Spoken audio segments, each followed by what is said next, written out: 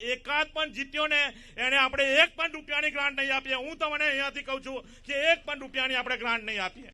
સાહેબ, મને યાદ છે કે ગઈ ફેર ઇલેક્શન હતું અને જ્યારે 20 તાલુકા પંચાયતમાંથી સાહેબ આપણી 7 તાલુકા પંચાયત આવી હતી, 3 તાલુકા પંચાયત આપણને ખોટ પડી હતી અને તાલુકા પંચાયતના મારા સદસ્યો અહીંયા બેઠેલા છે જે જીત્યા હતા સાહેબ, એમના આંખમાં આંસુ આવી ગયેલા।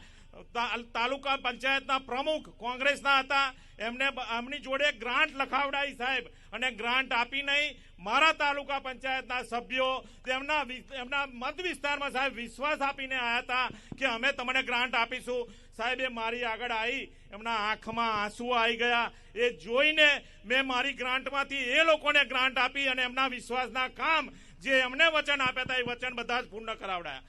સાહેબ, આપણા ભારતીય જનતા પાર્ટીના કાર્યકર્તાઓએ આંકલાઓમાં જે મહેનત કરી છે અને જેનો આપણે અમિત ચાવડાનો ગઢ કહીએ છીએ, એમાં ભારતીય જનતા પાર્ટીનું જેમને કમળ ખીલ્યું હોય તો એક સાંસદ નહીં પણ ભારતીય જનતા પાર્ટીના કાર્યકર્તા તરીકે હું એમની જોડે ઉભો રહ્યો છું અને ઉભો રહીશ।